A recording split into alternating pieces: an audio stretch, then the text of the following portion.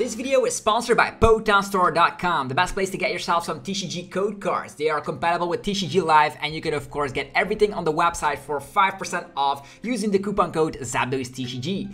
This video is also sponsored by cardmarket.com. This is a European platform where you're able to buy and sell cards to people all across Europe. I personally use it every single day, and you can do it as well. And you can use the referral name ZapdosTCG to help support the channel. This video is also sponsored by yourplaymat.com. This is a platform where you're able to, of course, create your own custom playmat. They have, of course, capabilities to ship worldwide, and you can get 10% off by clicking the link down below. So definitely check it out.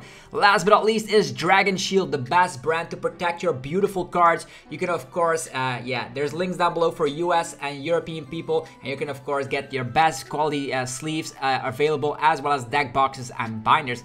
Thanks so much for sticking around with the commercials. I hope you enjoyed today's upload. If you do, be sure to let me know by rocking the hell out of the like button, and yeah, let's get this video going.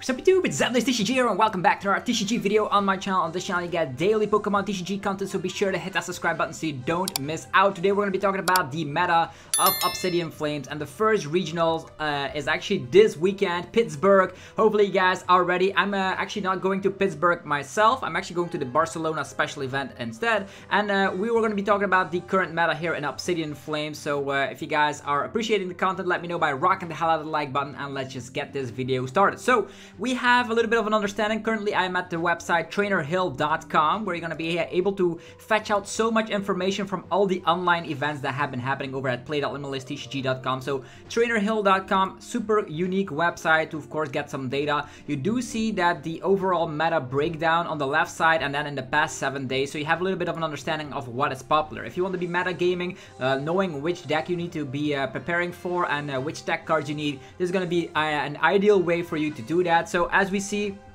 the best deck in the format right now is Lost Box Tina. It actually has dropped a little bit of percentage points in the last 7 days. That's only 1 percentage point, but I would still expect in Pittsburgh that Lost Zone Tina will be the most played deck. Also, Gardevoir and Turbo Lost Box seem to be one of the stronger decks in the format with the highest win rates here and there. So you can actually expect some Gardevoirs, Lost Boxes, and it looks like Charizard also dropped down a little bit ever since Obsidian Flames came out. People are actually testing this out with the Lost Zone engine, as well as Arceus VSTAR and Pidgeot EX lines thrown in there. And then what do we see is that Miraidon Flaffy is now the mainstay Miraidon deck. It has increased so much in popularity ever since Andrew Mahone did well at the World Championships, actually gotten that top 32 placement with the paths, and we do see that Miraidon will be more popular than ever before. Chien-Pao drops down a little bit. Urshi Inteleon also gets a little bit more popular, and Mew is just the same. Also, Lugia is getting a little bit more popular, but it's actually not one of the most played decks right now. We did see that Single Strike Lugia was the most played deck during the World Championships during day 1. So it's a very great deck still, and people are now actually experimenting with the Carlos Lugia build as well, seeing as the Duraludon is no longer around. Arctina dropped down immensely in these last 7 days. Not a lot of people are playing that, and Lost Box Zard also seems to be increasing in play ratio. So if we take that into consideration, let's check out the matchup spreads, because people are always interested to see which deck has the best matchups out of the bunch. So I don't know if you can see all of this, but I'll just run through it verbally, so you guys can understand what's going on. As we all see, is that Single Strike Lugia still gains a very unfavorable matchup in the form of the Miraidon Flaffy deck. Definitely with a high amount of path and hitting for weakness. You might be able to overcome that if you add in Dunsparce, but will people tech in the Dunsparce card just for Miraidon? I don't know. Talking about Miraidon also seems to be doing very solidly. The only terrible matchup it has is Lost Zone Box, but that's only a 40%. So if you navigate that matchup perfectly, you might be able to, of course, get away with that. Maybe even playing one copy of Penny, so you can undo some damage, might swing that matchup. Lost Box is a little bit of a difficult one, because Lost Box in general, there's so many archetypes around it. So you have Kyogre, you have Turbo Lost Box with a high Pokestop and the Forest Seal Stone. There's also a Lost Boxes with Zamazenta thrown in there. So much Lost Box around, you never know when you see a Comfy in the active position what you could be expecting, but Lost Box also seems to be, all these decks have very great matchup spreads regardless, and that's what makes this meta really healthy. Almost all of these decks I could see winning the Pittsburgh regional. So and the most terrible matchup is Arctina. Of course, Arctina coming with 2 prize Pokemon with a high amount of hit points is very difficult for the Lost Box players. Then Intelligent Urshifu has a very polarized matchup spread. The worst matchups is Lugia and Fusion Mew. Fusion Mew is almost unwinnable. You might want to add in 2 copies of Drapion to swing that matchup, because I have tested and Spiritomb is not enough, because most Mew VMAX lists are actually the Fusion build and they can play around Spiritomb quite easily. So yeah, it's either double Drapion or just disregard that matchup. Then Lostina seems to be having the most crazy best matchup spread out of the bunch. The most terrible one is Lugia. But if Lugia is not that popular, Lostina could easily win the tournament. Even against Lost Boxes, it's like a 46% meta share, because if you have some water energy stacked into your Lostina, you can even win against that. There's also Gardevoir, which also still has a solid matchup. I could see Gardevoir having trouble against Single Strike Lugia. Maybe the Charizard could be difficult, but if you can see here, that Gardevoir actually is not having an unfavorable matchup. Yeah, it actually can win against Charizard a couple of times. So Gardevoir against Charizard, yeah, Charizard just has a ridiculous amount of HP, but if you play like the double reversal energy build that Tord Reckless popularized, you could get away. So with all these decks, you could see that like the terrible matchups are like 40%. So everything can win in this format. So it's going to be very hard for you to decide which deck to play. Fusion Mew is a deck that does come back with a lot of terrible matchups against that unfavorable matchup against Charizard. It still is unfavored against Gardevoir, and also has a terrible matchup against Lugia most of the time. And with Miraidon playing a lot of paths, I think like Mew is not the play right now. People could be disrespecting not playing Spiritomb, not playing Drapion, but that's not the issue it has. Single Strike Lugia comes back with Darkness attackers. Miraidon comes back with a high amount of path. There's also Charizard with a high amount of hit points. So the thing is that even though Charizard might not be that popular, Spiritomb and Drapion and on most of these matchups is not even necessary. So is Fusion Mew gonna prove me wrong? Who knows? Then Chien-Pao Baxcalibur has a lot of terrible matchups, it seems. It seems like the deck is too hard for people to pilot. You could be playing the Turbo build, you could be playing it with Palkia if you want to, but the Turbo build seems to be my preferred way to be playing Chien-Pao Baxcalibur. I already have 100 championship points alone with Chien-Pao, so I'm still a believer of Chien-Pao. Don't count the deck out quite yet, but just know that it's a difficult deck to pilot. What you need to do first is, do you need to use Greninja first, do you use Miraidon first, are you gonna go for yeah, a Pokestop first, are you gonna go for Ninja first? It's very hard to determine which actions you need to do in specific cases. It all depends on which card you are looking for, so that's why it's a little bit more difficult to pilot that. It's also combo based, and with more path in the format, Chien-Pao is also hurting a little bit. Charizard has favorable time against Gardevoir and Mew because of its high HP and being a Darkness type. Also has a great time against Lugia, it seems, because yeah, the high amount of hit points and you're dishing out more damage for every prize card the opponent has taken seems nice. But does struggle against Lost Box with the low HP Charmanders. It's unfortunate that the Charmanders have 60 HP, and then Arctina is a deck you just use Path Judge and just hope it works out. But this is the meta right now. If you want to be taking a look at the matchup spreads here and there, what would be my personal way if I'm going to Pittsburgh right now? Probably would be playing Chien-Pao Baxcalibur. People are still disrespecting and disregarding it. Also, Miraidon Fluffy seems to be on my radar. It plays really well, and it doesn't take that much brain power, which means you survive throughout the regionals quite easily without a headache. And yeah, these are like, and also Lost Box Charizard, which actually is not on the radar here, but it's also some sort of a Lost Box version, but then with Sableye and Charizard, Radiant Charizard. So that's also something I would be considering right now if I were to have to make a choice to be playing at Pittsburgh. Now that we've taken a look at that, let's just talk about some tournaments that happened these last couple of days. So let's see what the meta is at right now. We see that there's a tournament won by Single Strike Lugia.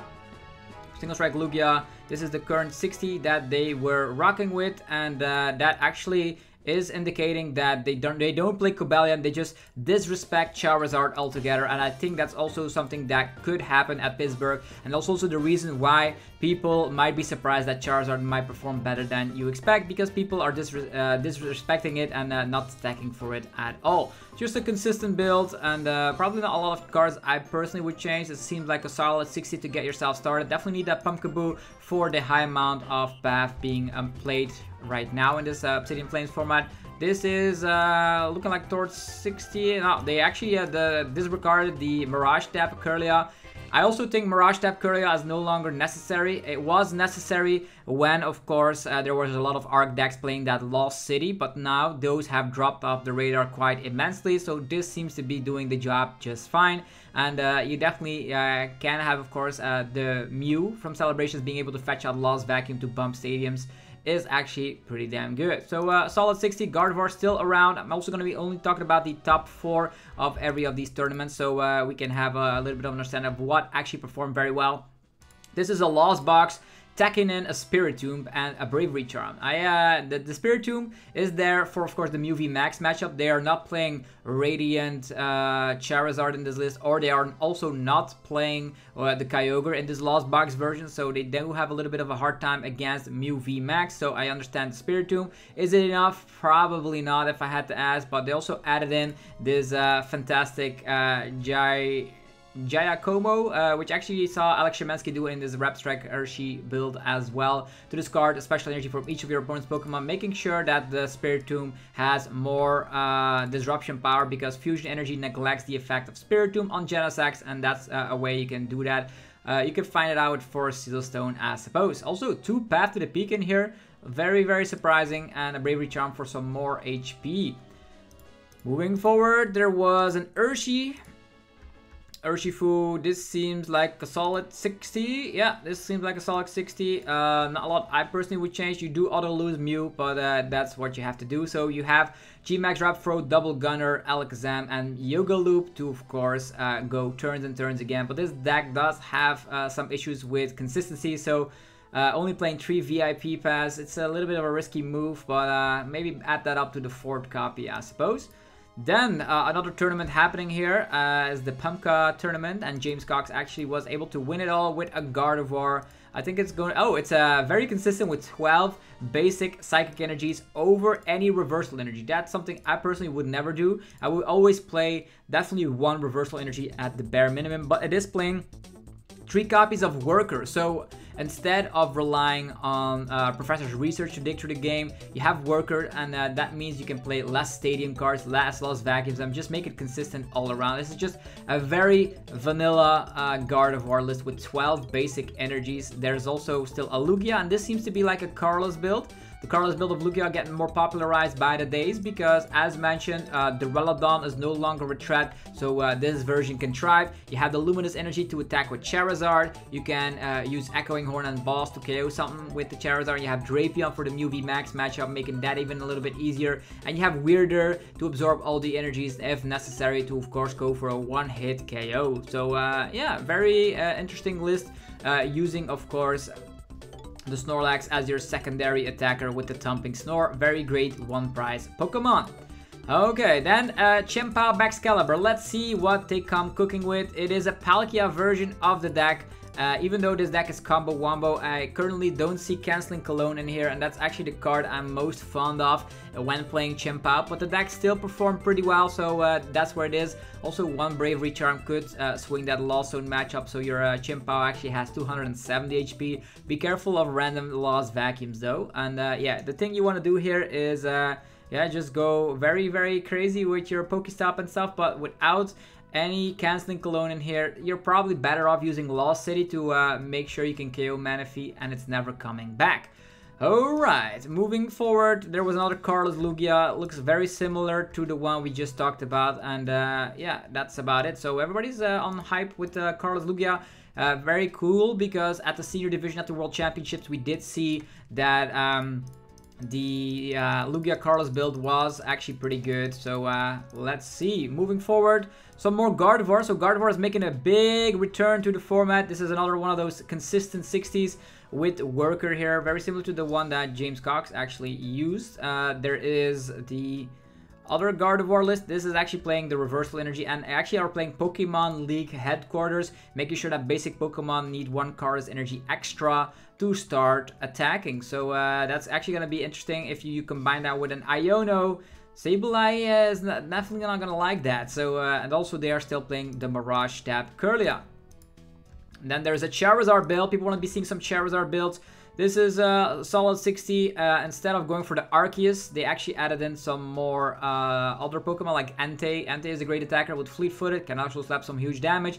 And they also have, of course, the Radiant Zard and the Pidgey. As soon as you get the Pidgeot out, you're actually going to be doing miracles because you can search out any card from the deck every single turn. You want a card, you can get it with Pidgeot. Charizard. I wonder how it's gonna be going for, of course, Charizard at the Pittsburgh regionals. Another card is a Lugia. So Carlos Lugia making a name up for itself, and people should not count it out quite yet. Some more. Oh yeah, we just talked about this tournament. Moving forward, the Tournament of Doom. Urshi, Inteleon won it all. It's actually the exact same 60 almost that we talked about. They did play the 4th VIP pass, which I am a big fan of. So definitely try out some Urshi. It seems to be doing pretty well against these Lost Boxes, and Lost Boxes seems to be everywhere. This is another Turbo Lost Zone box that wants to be going for turn 1 Mirage Gate, which is always super scary, attacking with either Dragonite or Radiant Greninja. There's a Fusion Mew, very similar to what we've seen before. Do play that Echoing Horn. I love that in the Mew VMAX deck. I'm gonna be honest, my current 60 of Mew VMAX also contains an Echoing Horn. And of course with Meloetta you have a threat. You can use the Fusion Energy on Genesect to make sure you are not affected by a Spiritomb whatsoever. So Fusion Mew, I wonder how that will do as well. I'm very curious to see the results of Pittsburgh's regionals. So we have Lost Tina. This seems to be the most popular deck as of late. And this is a deck you need to be preparing against because it has all the options. You can use Radiant Greninja, you can use Sableye, you can snap people with Star Requiem. This deck literally does it all. Has the defense package with Path and Roxanne. So you have early game aggression with Cramorant, late game you can snap people, you can Roxanne, you can Path. This deck literally has it all. You definitely should prepare. If you want to be winning the tournament, you definitely will need to beat some of these Lost Tinas, which have been running rampant in the format. Alright, then look at that, some more Lost Tina. We don't have the deck list of those, unfortunately, so we're going to be taking a look at the next tournament here with an Arcgudra doing well. Let's see, this is something we haven't seen before. Arcgudra with Box of Disaster, V-Guard Energy, and Crystal Cave. This wants to be the old school Arcgudra, right? With so much healing capabilities. I know we no longer have Hyper Potion, but this comes pretty close, right? V-Guard for damage reduction, Crystal Cave for healing 30, and there's also the Box of Disaster to put 8 damage counters on the opponent's Pokemon. Yeah, it has full HP and it's knocked out. It's actually going to be spreading some damage. You also have the Moisture Star if you're not relying on Star Birth. So you have to try this out. It is doing miracles. And the reason why this is doing well is that because Lost Box is everywhere. There's also another Urshi Intel. Seems like the exact 60s that we've seen before. It also debate, do you play Energy Search, yes or no? Do you play Drapion? Do you play Spiritomb? Who knows? And here we go with Mahone 60 for the Miraidon deck. This seems to be the deck that everybody is piloting for Miraidon. Very close, at least, to what the preferred 60 is. They're not playing switch cards, unless they actually are playing switches instead. So that's like the only difference I see at the moment. But it looks like the Fluffy Miraidon deck is on the map right now as an archetype that people need to be respecting. In the past it was like, oh, Miraidon bricks all the time, but now people are actually a little bit more afraid of Miraidon. And now there's a Lost Tina winning an entire tournament. Not a lot we could say, just Roxanne, Iono, Path, and you have the early game aggression. These 60s are almost very similar. I think the Lost Tina has like 55 cards that are locked in for being in the deck. All the rest is like extra. You can play an extra Iono, an extra Roxanne, and that's about it. There's a Charizard. This time around, they are playing the Arceus. This is a deck that I piloted on my channel before. If you want to see it in action, be sure to check that out. The links, of course, are down below. So, Charizard with the Pidgeot and Arceus. I think this is a strong deck that people definitely are disrespecting right now. Another Carlos Lugia and an Urshi. We've seen a lot of those. We're going to be moving a little bit further to the Birthday Bash tournament where Miraidon Flaffy won it all. What can we say? This is Mahone 60. This is good. It has been proven itself time and time again, and then some more Charizard. This is a Lost Zone Charizard. This is actually something I also tested out on the channel. If you want to see that in action, I have that as well. Pretty much you have early game aggression with Cramorant, mid to late game becomes Charizard, and you can even finish stuff off with the Sableye. So a different way you can be playing Charizard. So lots of crazy tournaments going around. Gardevoir, look at that. Gardevoir seems to be making a return to the format. And we can all agree that Torch 60 is just wonderful. We have, of course, access to the reversal energies, and that's good. Also, Mirage Tap still making its way in that deck. So if I can conclude, this is the last one we're going to be taking a look at. There's an Arctina that we haven't seen before. Arctina, not going for superior madness. They're just disrespecting Charizard and going consistent with 4 Path, 4 Judge, 3 Iono, and just pray.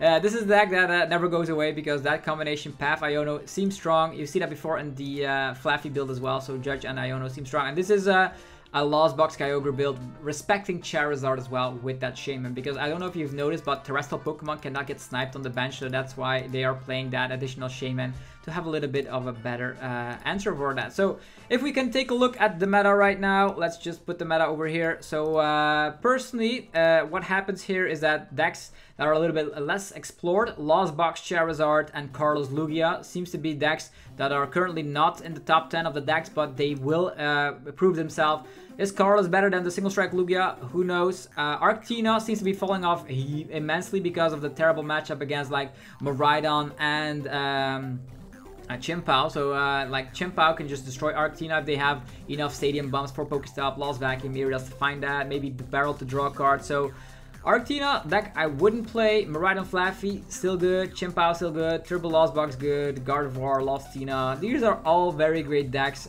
Which decks I personally would not play? I would not play Mew. I would not play Arctina. I would also not play Urshi because it's a little bit of a risky play. It also bricks more often. Also would not. Lugia is a little bit of a debate, but the decks I'm currently locked up right now is like Lost Box, Chien-Pao, Miraidon. These seems to be like the decks for me. Of course, if you want to be doing well at the tournament, Lostina and Gardevoir are definitely highly recommended, but that's just my personal opinion. Hopefully you guys enjoyed this video of preparing yourself for the Pittsburgh Regionals. Good luck if you're going, and if you enjoyed the video, let me know by rocking the hell out of the like button. Subscribe for more daily Pokemon TCG content, and I will see you guys tomorrow for some more Pokemon TCG madness. Thank you all, and have fun. Good luck at Pittsburgh Regionals. Peace!